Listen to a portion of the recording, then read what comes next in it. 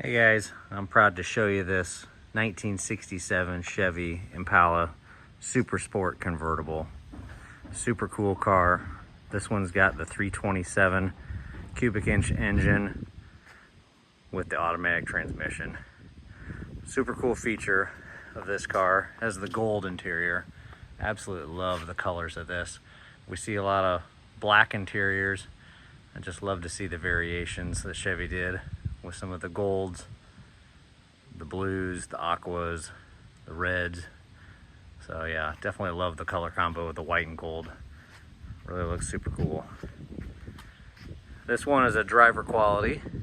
It's super nice shape, but we definitely drive this one.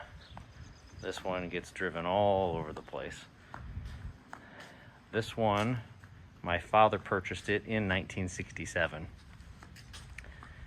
It was a demo car in 67. He purchased it from the dealer with some miles on it, probably a couple thousand miles, I would assume. He actually purchased it for his mom as he went into the service. He got out of the service and she wasn't driving it. He had traded in his 1963 Impala SS. That one it was a blue on blue. It had the 3 on the tree, which is another rare option. My father had put these license plates on here, 67 ragtop, super cool. But yeah, he got back from the service and his mom hadn't been driving it, so he took it back. The title actually shows about 10 years later when my grandma passed. I've got documentation of my grandma's signature before I was born, signing the car back over to him. So super cool, some history here. This car actually, my mom and dad got married, drove away from their wedding in this car, and my wife and I did the same thing some 35 years later.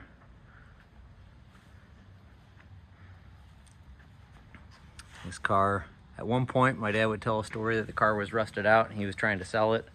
He got all the way down to $100, probably late 70s, and no one wanted it because it was in such bad shape. No one would even come look at it.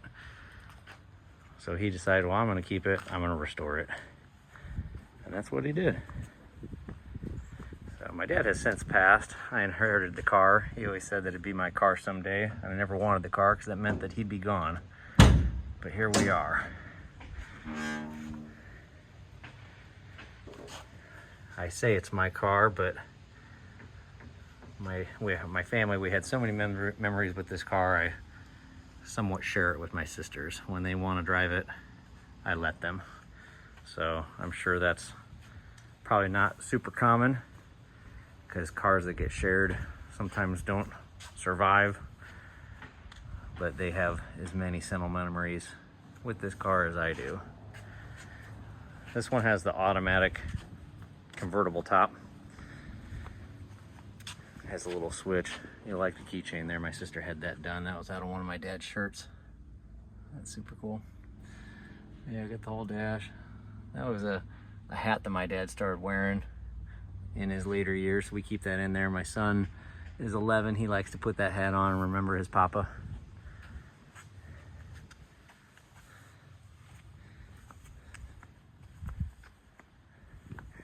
Yeah, at one point, I think it was in probably 94, put a new engine in the car.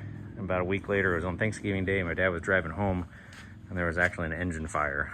So the front half of the car burnt down, and the insurance company said, hey, you've had the car for almost 30 years now, original owner, we'll pay whatever it takes. But he had to be the one to locate all the parts and things like that. And then roughly 2004, car got stolen out of storage. Guy was driving around in a snowstorm. Back then people still read the newspaper, and I put a ad in the classic car section describing the car and put reward in there, and we were getting calls all over. This right here, under here, this is where you do the convertible top. Just a little switch there. It still works to this day. Wipers work. My initials are SS, which I always thought was super cool, that my dad's car was an SS. He loved this car. Starts just that easy. We've done a little bit of work. Guns N' Roses, we'll turn that down.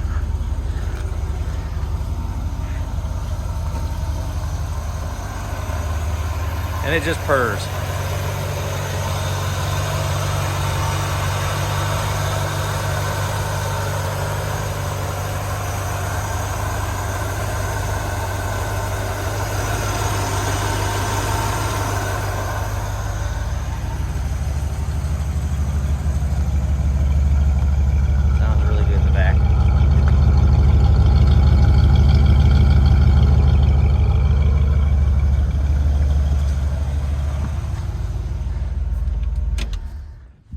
Yeah, I show a lot of motorcycles on my channel, but I thought it's about time we show the pride and joy of the family.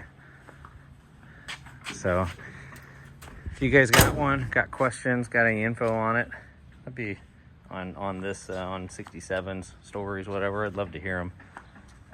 This one definitely means a lot to our family.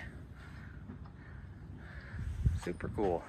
I think back, my dad told me when these cars were new that these, you call this a convertible boot. That's where the convertible top comes out of, but they didn't come with these. He had to have this made.